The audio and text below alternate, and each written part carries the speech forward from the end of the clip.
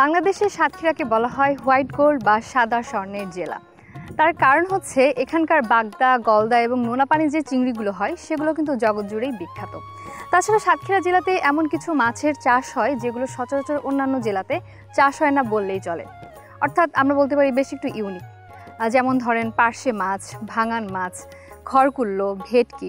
এছাড়া আমার চারপাশে দেখছেন যে অনেকগুলো ছোট ছোট পুকুর রয়েছে এবং এখানে অনেকগুলো ঘের রয়েছে, যেখানে দেশীয় ট্যাংরার পাশাপাশি দেশীয় মিশ্র অনেকগুলো কার্প জাতীয় মাছের চাষাবাদও করা হচ্ছে।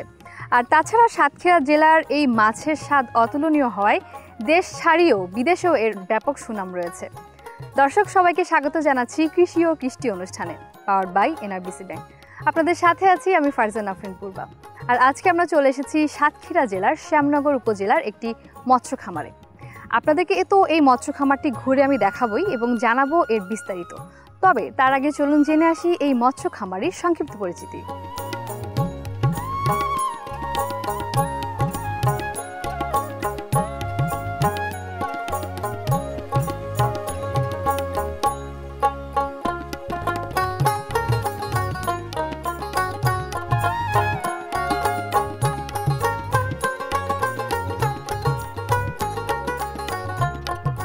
আসসালামু আলাইকুম। ওয়ালাইকুম আসসালাম। কেমন আছেন ভাই? আলহামদুলিল্লাহ ভালো আছি। আচ্ছা, এই যে চারিপাশে এত সুন্দর একটা পরিবেশ এবং আমি যতদূর আমার চোখ যাচ্ছে শুধু ঘের আর ঘের। আচ্ছা, এই প্রজেক্টটার নামটা কি একটু শুনবো আপনাদের কাছ থেকে? Pandemic fisheries limited. আচ্ছা, এটার ওনার কি আপনারা নাকি? এখানে প্রোপ্রাইটার হলো সাইদুর রহমান। আচ্ছা, এবং আপনারা এটা দেখাশোনার দায়িত্বে রয়েছেন।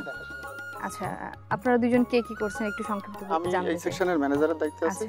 উনি আছে সমগ্র টোটাল পার্টের টোটাল সেকশনের দায়িত্বে আছে। ভাইয়া, শুরুর জার্নিটা একটু শুনবো আমি। শুরু এটা এখান থেকে 2005-06 সালের থেকে এখানে প্রথম চিংড়ির ঘের শুরু হয়। তারপরে এখানে চিংড়ির ঘের ওইটা 5 সাল থেকে 14 সাল পর্যন্ত চলে। চলার পরে সেমি ইন্টেন্সিভ কালচারে 15 থেকে শুরু, ওখান থেকে 19 সাল পর্যন্ত চিংড়ি চাষটা এখানে হয়। হওয়ার পরে 1 বছর 20 সালের থেকে সম্ভবত এই সাদা মাছের কালচার শুরু হয়েছে। আচ্ছা ভাইয়া, আমরা তো শুনেছি যে সাতক্ষীরা আসলে চিংড়ির জন্যই বিখ্যাত।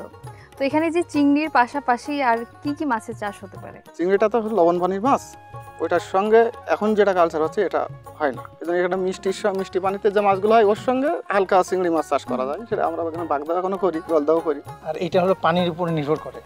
আমরা এই প্রজেক্টটা পুরো বৃষ্টির পানির উপর নির্ভরশীল। এই বৃষ্টির পানির উপর নির্ভরশীল করে আল্লাহ তাআলা আমাদের ভালো দিক দিচ্ছে। এটা রুই, কাতল, মৃগেল, সাদা মাছে আসছে। আচ্ছা, এই যে একটু বললেন যে বৃষ্টির পরে নির্ভরশীল, কিন্তু বৃষ্টি তো আসলে সবসময় হয়ও না, তো সেই ক্ষেত্রে এটা কিভাবে? আমাদের এখানে যে পানিটা এটা হচ্ছে তলায় টানে না। এখন ধরো 5 ফুট পানি আমরা যদি রেখে দেই তো ওটা আমাদের প্রায় সারা বছর এরকম থাকে।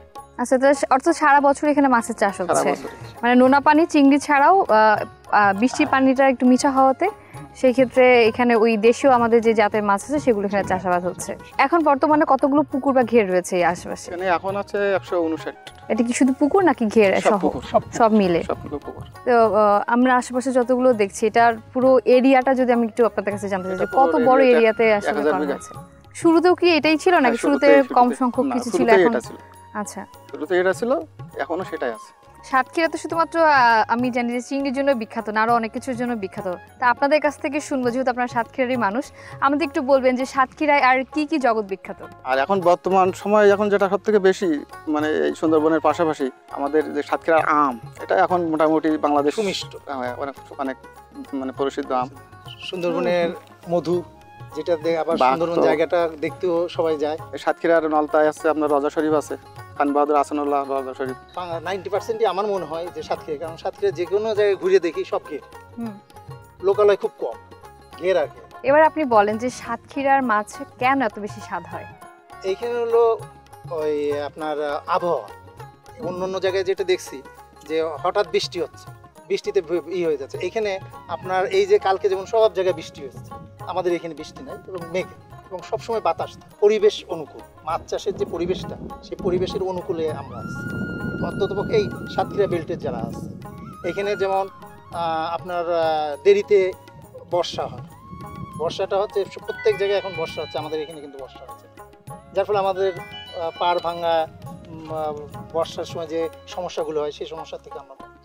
আর সর্বোপরি এইখানে বন্যা হয় না, এই কারণে মাছের টেস্টটা ভালো। আমরা সুস্বাদু বলতে পারি যে এই জন্য আমাদের সাতক্ষীরার মাছটা আর সব থেকে একটা জিনিস যেটা মাছ চাষে অনেক জায়গায় অনেক কিছু অনেক মানে মানে জৈব পদার্থ বলে যেগুলো মানে ডাস্ট এইসব জিনিস দিয়ে মানে চাষ করা হয়, কিন্তু আমাদের এখানে ওইটা করা হয় না।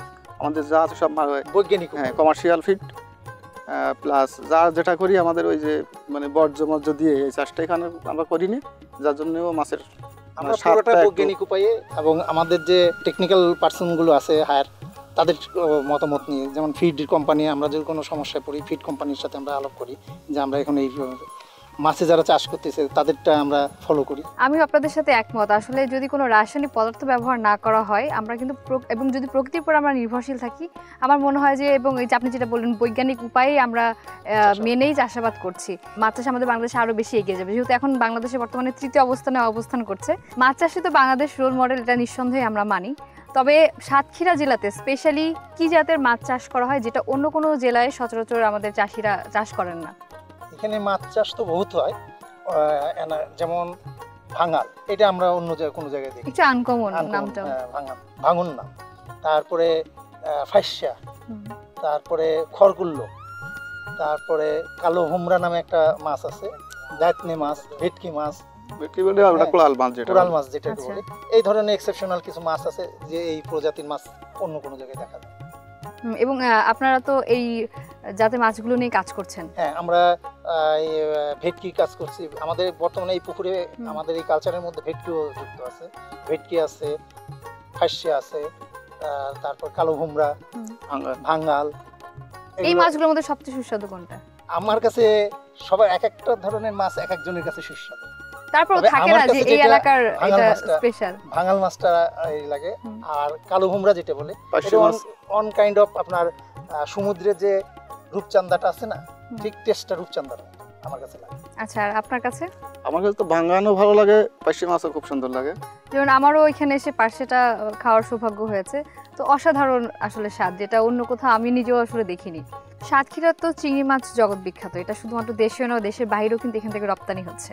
তো আপনাদের কাছে আমার একটু জানার ইচ্ছা আছে যে আসলে কোন কোন জাতের চিংড়ি এখানে সবচেয়ে বেশি পরিমাণে চাষ করা হয়? আমাদের সাতক্ষীরাতে চিংড়িতে দেখা যাচ্ছে আপনার অনেক প্রকারের, সেখানে বাগদা তো মেজর, গলদা, তারপর আর আমাদের এখানে লোনাশ্রীর চিংড়ি বলে যেটা, তারপরে হরিণা চিংড়ি আছে, 4 প্রকার। বাগদাটাই মেন লাগে, এটা ঘেরেও হচ্ছে আবার নদীতেও হচ্ছে। নদীর থেকে সংগ্রহ করা হচ্ছে রেনুটা আবার আমাদের এদিকে দিচ্ছে, সেটা আমরা চাষ করছি। কিন্তু সামগ্রিকভাবে বিবেচনা করে দেখা যায় যে বাগদা চিংড়িটা আমাদের এখানে বেশি। আচ্ছা, পুকুরেও কি আলাদাভাবে এই চিংড়ি মাছের চাষটা হচ্ছে? হ্যাঁ, আমরা এখন আমাদের যে 160টা পুকুর আছে, ওই পুকুরগুলোতে আমরা প্রতি বছর এই বাগদার চাষটা করছি। আমার খুব জানার ইচ্ছা যে এই যে আমরা বাজারে তো সবসময় চাষের মাছই বেশি আমরা কিনে খাই, তো খুব একটা কিন্তু স্বাদ লাগে না। আপনারা যেটা বলছেন যে প্রাকৃতিকভাবে এই যে আপনারা চাষাবাদ করছেন, তো এই যে চাষের মাছ এবং এই যে প্রাকৃতিকভাবে খাওয়ানো যে মাছগুলো বড় হয়, এই স্বাদের পার্থক্যটা আসলে কেমন হয়? এইখানের মাটি এবং নদীর যে আবহাওয়া আর এইখানের আবহাওয়া, খালি স্থানটা একই, খালি স্থানটা পার্থক্য। ওইটা হলো নদী আর এটা হলো পুকুর। আচ্ছা, আমাদের পরিবেশ, মাছের যে পরিবেশের দরকার সেটা এখানেও যেটা পাচ্ছে, আপনার নদীতেও সেটা পাচ্ছে। অতএব আমাদের এই চাষ করা মাছ আর নদীর মাছের মধ্যে সেরকম একটা পার্থক্য থাকে না, একই ছিল।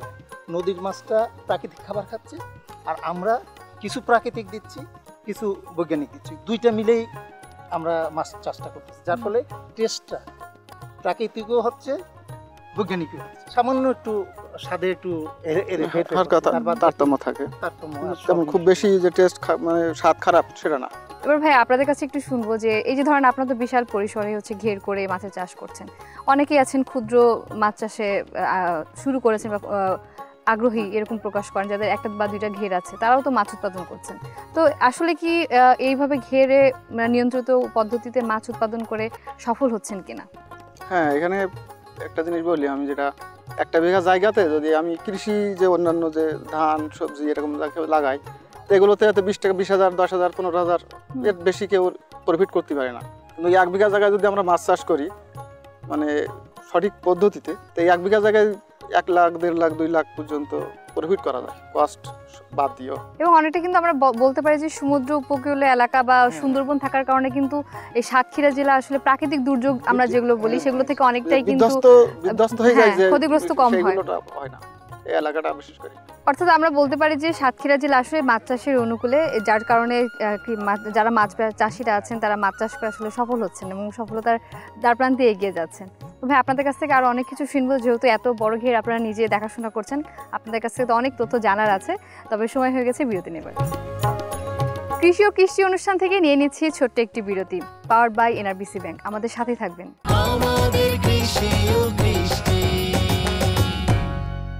বিরতির পর সবাইকে স্বাগত জানাচ্ছি কৃষি ও কৃষি অনুষ্ঠানে, পাওয়ার্ড বাই এনআরবিসি ব্যাংক।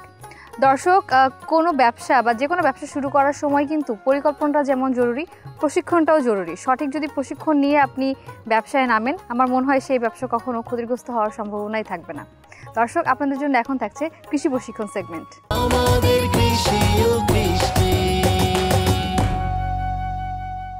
কাদের ভাই, আপনি তো এই যে প্যান্ডেমিক ফিশারিজের একটা প্রজেক্টের সাথে যুক্ত আছেন, তো আপনার এই প্রজেক্ট সম্পর্কে আমি একটু শুনতে চাই। আমাদের এখানে মাছ চাষের পাশাপাশি আরো একটা 2-3টা জিনিস এখন আছে। সেটা একটা ড্রাগন সেকশন আছে, তারপরে ভেড়ার সেকশন আছে, গরুর সেকশন আছে, তারপরে আপনার কিছু গাছ লাগানো আছে, লেবু গাছ, ফুল গাছ, আম গাছ, আবার আমাদের আছে গরুর ফার্ম আছে এর ভিতরে। এখন এই সবগুলোর ভিতরে আমি এখানে 3টে সেকশন আছে ফিশারিজ সাইডে, আমি একটা সাইড দেখি। এটা সেকশনটার নাম হচ্ছে যমুনা ঘাট। আচ্ছা, এই যমুনা ঘাটে টোটালে মনে করেন আপনার 62টা পুকুর আছে। পার পুকুরে আমাদের 4 টন থেকে 5 টন পর্যন্ত আমরা মাছ প্রোডাকশন করি।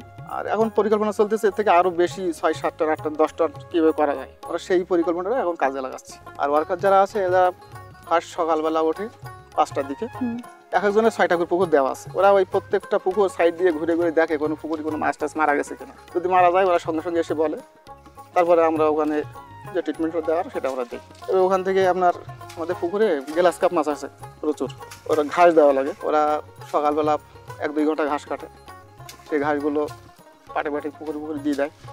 তারপরে 9টার দিকে আমরা খাবার দেয় একবেলা, সেটা আমাদের ন্যাচারাল খাবারও আছে, কমার্শিয়াল ফিডও আছে। তারপরে আমাদের পুকুরে স্টকিংয়ের কাজ, মাছ ধরা বেচা, যেখান থেকে ধরলাম 500 পিস, আবার ওই পুকুরে আবার ইনপুট করা সেই ছোট সাইজের মাছ, যেটা আজকে এখানেও দেখলাম হয়তো কিছু। এই খাবার ব্যবস্থাপনা নিয়ে আসলে শুনবো যে কখন কখন খাবার দিতে হয় এবং কি কি ধরনের খাবার ওরা খায়। এইটা হলো একটা ম্যানেজমেন্টের ব্যাপার। আমরা যেহেতু 3টে পার্ট, এখানে আমাদের 3টে পার্ট আছে, পদ্মা, মেঘনা, যমুনা। এই 3টে পার্টের আবার 3টে ম্যানেজার আছে, এই ম্যানেজারদের আবার সহকারী আছে। এইভাবে আমরা উপরের থেকে ম্যানেজারদের নিয়ে বসি, সহকারীদের নিয়ে বসি। সহকারীদের নিয়ে আমরা বলে দিই যে তোমরা 6টার সময় এই পুকুর দেবা, যে আমরা সকালবেলা একটা চার্ট আছে আমাদের, অতএব এইটা অফিসে টানানো থাকে, কোন জায়গায় কে আছে, কে কি কাজ করতেছে, আমরা কিন্তু ওই চার্ট দেখে বেরিয়ে যাই। যখন ওদের স্পটে পাচ্ছি না তখন বলতেছি, ম্যানেজারের টেলিফোন করতেছি, ম্যানেজার কোথায়? তখন ম্যানেজার বলে যে আমি অমুক জায়গায় আছি। তখন ওইখানে লোক যদি না থাকে, ম্যানেজার বললো আমি লোক উঠাই নিয়ে এসে আমি পাশের কাজ করছি। আবার অনেক সময় যাই দেখি ম্যানেজার সহ ওরা সবাই মিলে কাজ করতেছে। এইভাবে আমরা সিস্টেমের মধ্যে কয়েকটা লোক নিয়ে আমরা এই কাজগুলোরে দেখাশোনা করছি। বেসিক্যালি প্রথমভাবে আমাদের এখানে 2টে শ্রেণী, 2 বেলা সকাল আর বিকাল, এই 2 বেলা আমরা খাবারটা দিই, মেনটেন করি। এই 2টে খাবারের মধ্যে সকালে যেমন আর 15 দিন পর পর পার্মানেন্টেড ফিড আছে, যেটা আপনার প্লোটোপ্লাজম বা ফাইটোপ্লাজম জন্ম। অতএব সকালে যেটা খাবার দেয় সেটা আমাদের একটা টিম আছে, 12টার দিকে এসে দেখে যে পুকুরে খাবার আছে কি না। যদি খাবার থাকে তাহলে আমরা ম্যানেজারদের সাথে আলাপ করি যে এই খাবারটা রয়েছে কেন। ম্যানেজার আমাদের সন্তুষ্টভাবে একটা উত্তর দেয় যে এটা এই টাইমে খাচ্ছে, এটা খাচ্ছে না। আবার যখন দেখি খাবার নাই, তখনও বললি যে আমি কালকে 12টার সময় আসলাম, সে সময় খাবার দেখছি আর এখন দেখতেছি না, তখন সে তার যুক্তিযুক্তভাবে আমাদের সন্তুষ্ট করে। এতগুলো পুকুরে তো বেশ অনেক অনেক মাছ রয়েছে, তো এই মাছগুলো কি কি ধরনের খাবার খায়? আমাদের এই যে মাছগুলো প্রায় সেম ক্যাটাগরি ফিডিং খায়, মানে করি আমরা। এখান থেকে অল্প 2-1টা মাছ একটু ভ্যারাইটিস ফিডিং করে, যেখানে গ্রাস কাপ মাছটা ঘাস খায় বেশি। এই মাছটা, এই গ্রাস কাপটা আমরা ঘাই দেয় প্রতিদিন সকাল বিকাল 2 বেলা ঘাই দেয়। আর অন্যান্য যে মাছগুলো আছে ওগুলো ফিডিং প্রায় সেম ক্যাটাগরির। আমরা একসঙ্গে ডুবান্ত ফিডও দেই, ভাষা ফিডও দেই। এটা একটা পার্সেন্টেজ অনুযায়ী, দেখা গেছে 10 কেজি ফিড লাগলো, সেখানে হয়তো 50-50 দিলাম ভাষা ডুবা 50-50, অথবা দেখা যাচ্ছে 70% ডুবা দিলাম, 30% ভাষা দিলাম, তাহলে ওটা দেখা যায় যে মাছের আমার চাহিদা অন্যান্য আরও আছে কিনা খাওয়ার জন্য। এখানে 2 ঘন্টা লেগে যায় ফিডিং টাইমটাই, আর বিকালবেলা 4:30 থেকে শুরু করে ওখান থেকে 2 ঘন্টা লেগে যায়। অর্থাৎ 2 বেলায় মাছের খাবারটা দেওয়া হচ্ছে। আচ্ছা ভাই, এবার অন্যান্য প্রাণীর মতো তো মাছেরও রোগবালাই হয়, তো এই মাছের কি কি ধরনের রোগ হয় এবং এক এক মাছের তো মনে হয় আলাদাই রোগের প্যাটার্ন, নাকি একই রকমই হয়? মাছের তো দেখা যাচ্ছে রোগ বিভিন্ন প্যাটার্নের হয়। তা আমাদের এই এলাকায় খুব একটা মেজর তেমন মানে আমরা রোগ পাই না। একটু বেশিরভাগ যে রোগটা আমরা পাই মাছের উকুনটা একটু বেশি পাই। এটা আমরা যখন দেখি মাছ লেজে বাড়ি দিচ্ছে তখন আমরা প্রাথমিকভাবে ডোজ দিয়ে দিই। সাধারণত আমরা প্রিভেন্টিভ করি, যার ফলে আমাদের রোগ বালাইটা একটু কম হয়। ধরেন বিভিন্ন রোগ আছে, আমরা মাসে একটা ডোজ দিই প্রিভেন্টিভ, যার ফলে আমাদের রোগটা হয় না। তো এই মাছের রোগবালাই দমনে কি কি ধরনের মেডিসিন আপনারা ব্যবহার করছেন? আমরা যখন এই উপন্যাসক যেটা আমরা মাছের জন্য ব্যবহার করি, এটা হচ্ছে আইভারমেকটিন গ্রুপের ওষুধ ব্যবহার করি, জীবাণুনাশক ব্যবহার করি, বিকেসি বলি আমরা ওটারে। তারপরে আমাদের চুন লবণ ব্যবহার করি। মাছের যদি একটু গ্রোথ কম থাকে কোনো মাছের কোনো পুকুরে, সেখানে আমরা কিছু গ্রোথ প্রমোটার মেডিসিনও খাওয়াই। আসলে প্রজেক্টটা যত বড়, কাজও বেশি, সেক্ষেত্রে ঝুঁকিও কিন্তু থেকে যায়। তারপরেও আপনারা সেগুলো সব কিছু মেনটেন করে এই যে এত মানে সময়ে আপনারা পরিচিতি লাভ করেছেন, এটা আসলেই প্রশংসার দাবিদার রাখে।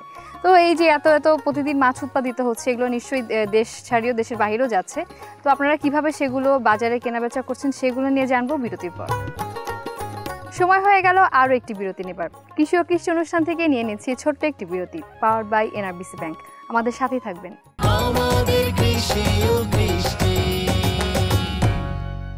বিরতির পর সবাইকে আরও একবার স্বাগত জানাচ্ছি কৃষি ও কৃষি অনুষ্ঠানে, পাওয়ার বাই এনআরবিসি ব্যাংক। দর্শক, এই মুহূর্তে আমি আছি একটি মাছের আড়তে, আর এখান থেকেই প্রতিদিন অনেক মাছ কিন্তু আমাদের দেশের গণ্ডি পেরিয়েও বাহিরে রপ্তানি হচ্ছে। আর আপনাদের জন্য এখন থাকছে কৃষি বাজার সেগমেন্ট।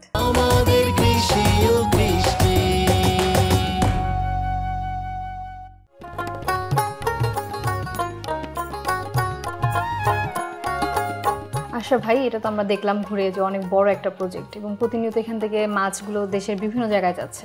কিভাবে এই মাছগুলো প্রতিদিন কেনাবেচা করছেন এবং এই যে পরিবহনের যে ব্যবস্থাটা, এটা একটু আমাদেরকে বলবেন। প্রতিদিন আমরা খুব ভোরে উঠে, ধরেন আনুমানিক রাত 5টা বা 5:30 এই সময় আমরা পুকুরের জাল নামাই। এই জাল নামে উঠে 1 ঘন্টা লাগে জালটা রোজ করে আনতে। এরপরে আস্তে আস্তে ওইখান থেকে আমরা একটা ট্রলির মাধ্যমে আমার এইখানে আসি। এইখানে আসলে আমি প্রথম 7টার মধ্যে প্রথম টিপ আমার ছেড়ে দিতে হয়, কারণ এইখানকার বাজারটা হলো 7টার থেকে 9টা পর্যন্ত হয়। এই 9টার মধ্যে আমার মাছ আড়তে পৌঁছতে হবে।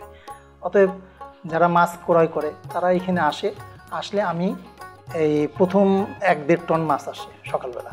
সেই 1-1.5 টন মাছে আমাদের লোক দিয়ে সাইজ বাই সাইজ বা বেছে তারপর ওটাকে পালায় ওজন করে আমাদের যে বুঝটা, আমরা সেটা বুঝ নিয়ে তারপর ওদের ছেড়ে দিই, ওরা সেই কাটায় নিয়ে বিক্রি করে। দ্বিতীয়টা আমরা 10টার দিকে উঠে, এইটা 10টার থেকে আরম্ভ হয়ে আমাদের 2টা পর্যন্ত মাছ ধরা চলে। এই মাছটা আমাদের যায় চিটাগাং, নোয়াখালী, তারপরে মাদারীপুর, বরিশাল, এবং কিছু মাছ আছে এক্সপোর্ট হয়। বাহ, আপনাদের এই সাতক্ষীরার মাছ দেশের বাইরেও যাচ্ছে। তো এই যে দেশের বাইরে যখন যায়, প্যাকেজিংটা কি এই আড়ত থেকে শুরু হয় নাকি অন্য কোথাও যে আপনারা প্যাকেজিংটা করেন? আর আরেকটা জিনিস জানতে চাইবো যে ধরেন দেশের বাইরে তো একটা দীর্ঘ সময়ের ব্যাপার, তো মাছগুলো কি ততক্ষণ পর্যন্ত কি টাটকা থাকে নাকি মাছের আবার ফ্রিজিং করতে হয়? আপনি সুন্দর একটা প্রশ্ন করছেন। আমরা মাছ প্রথম এখানে নিয়ে আসি, এখানে নিয়ে এসে এই 2টা হাত বদল হয়। 2টা হাত বদল হয় বলতে আমাদের কাছ থেকে যে কিনে সে একটা আড়তে দেয় বা ফ্রোজিং কোম্পানি আছে, ওই ফ্রোজিং কোম্পানিতে ওরা মাছটা দেয়।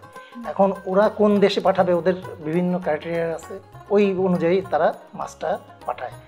এখন আমাদের এই লোকজন ওদের কাছে মাছটা বিক্রি করে, ওদের কাছে যখন বিক্রি করে তখন ওটাকে ফ্রোজিং করে, যেমন সোনো হাইট আছে, এই বিভিন্ন কোম্পানির নাম আছে, ওরা ওখানে ফ্রোজিং করে তারপরে সেটা তারা বিদেশে পাঠায়। বিদেশে আসলে কোন জাতের মাছগুলো বেশি যায়? আমাদের দেশে সব মাছের সুস্বাদু এবং গ্রহণযোগ্যতা আছে। আপনার ম্যাক্সিমাম যাচ্ছে হলো বাগদা, গলদা আর হেডলেস রুই মাছটাকে হেডলেস করে পিস করে, আমরা শুনছি এটা পিস পিস করে বিদেশে পাঠায়। সর্বোচ্চ আপনার এখান থেকে কত কেজি মাছ আপনি এখান থেকে উঠাইছেন? হ্যাঁ মানে সর্বোচ্চ কত? সর্বোচ্চ আমরা একটা পুকুরে সাধারণত 1.5 থেকে 2 টন মাছ ছাড়ি।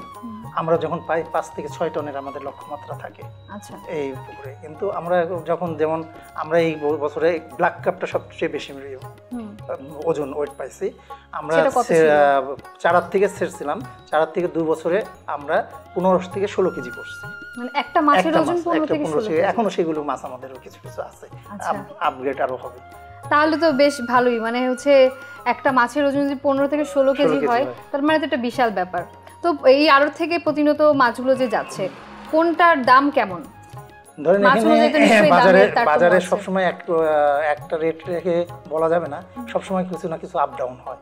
যেমন এখন মাছের দাম কম, এর আগে মাছের দাম বেশি ছিল। ধরেন আমরা আমাদের সাধারণত রুই নির্ভরশীল আমরা মাছটা, আমাদের যে কালচার করছি এখানে আমাদের 80% আমার রুই, আর 20% হলো আদার্স মাছ। এছাড়া আর কি কি বিষয়গুলো আপনার মনে হয় যে এগুলো যদি সরকার একটু নজর দিত তাহলে আপনারা তো যেহেতু বড় পরিসরে করছেন, যারা প্রান্তিক খামারিরা আছে তারা উপকৃত হতে পারতো? সরকারের উচিত আমাদের যে প্রান্তিক খামারিগুলো আছে এদের অনেকে দেখা যাচ্ছে যে মাছ চাষ করতেছে, খাদ্য অভাবে মাছ বাড়তে পারতেছে না। কি কারণে? খাদ্যের দাম বেশি, তাদের যে খাদ্য খাওয়াবে অনেকে সেই পয়সা অ্যাভেল করতে পারছে, সামর্থ্য নেই। তখন এই দিকটা যদি গভর্নমেন্ট দেখে যে কে কে অসুবিধায় আছে আর কে এইগুলি মাছ চাষও করছে অথচ অর্থের অভাবে খাওয়াইতে পারছে না কেন? আগে ছিল ফিট 30 টাকা 40 টাকা, এখন সে ফিট হয়ে গেছে 70 টাকা। তবে ওই 70 টাকা কিনে খাওয়ানোর মতন চাষি নাই। তা যেহেতু যারাও আছে তারা অনেক কষ্ট করে এইগুলো করতেছে, এদের স্বাচ্ছন্দ্য আনতে হলে সরকারের কিছু পদক্ষেপ নিতে হবে, বিশেষ করে খাবারেরটা। যেমন একটা খাবার আমাদের এখানে এই ইন্টেরিয়ামে আসতে ওই ট্রাক ভাড়া, ম্যান পাওয়ার, বিভিন্ন ট্যাক্স, এগুলো আইসে আমাদের খাবারের দাম পড়ে যায় বেশি। ধরেন ঢাকায় একটা খাবারের দাম 18 টাকা হলে আমাদের এই খাবারের দাম হয়ে যাবে 25 টাকা, 7 টাকা বেশি। এইগুলো যদি আমাদের কমাইতে পারতো তাহলে আমরা ওই মাছ চাষে একটু স্বাবলম্বন আরম্ভ করতে পারবো। ভাইয়া পরিশেষে জানতে চাইবো এইটাই যে কৃষি অর্থনীতিতে আপনারা বেশ অবদান রাখছেন মাছ চাষ করে, যার কারণে কিন্তু বাংলাদেশ এখন 3য় অবস্থানে রয়েছে। তো আপনাদের ভবিষ্যৎ পরিকল্পনাটা কি এটা নিয়ে? আমাদের ভবিষ্যৎ পরিকল্পনা, এখানে যদি গভর্নমেন্ট আমাদের কিছু হেল্প করে প্রান্তিক চাষিদের, আমাদের ইচ্ছে আমরা এক্সপোর্ট যদি করতে পারি, আমরা যত এক্সপোর্ট করব আমরা বিদেশি ডলারটা পাবো। ডলারটা পেলে আমাদের দেশের জন্য উপকার হবে, আমাদের কর্মসংস্থান, আমরা বেশি এগ্রিকালচারে যদি আমরা বেশি লোক নিয়োগ করতে পারি দেশের বেকার সমস্যাটা একটু দূর হবে। এই সমস্ত দিক বিবেচনা করে সরকার যদি আমাদের হেল্প করে তাহলে আমরা বাড়াইতে পারবো। বাড়াইলে জনগণেরও উন্নতি হবে, আমাদের দেশেরও উন্নতি হবে, আমরা এটা বহির্বিশ্বে আমাদের একটা নাম আরও আগায় নিতে পারবো। আপনার সাথে কথা বলে বেশ ভালো লাগলো, এবং প্যান্ডামিক ফিশারিজ যে উদ্যোগটা নিয়েছে বা যেভাবে এগিয়ে যাচ্ছে আমার মনে হয় এভাবে আগালে আমাদের দেশে মৎস্য অর্থনীতিতে আরও বেশি আমরা সফল হতে পারবো। আপনার জন্য রইল শুভকামনা, ভালো থাকবেন।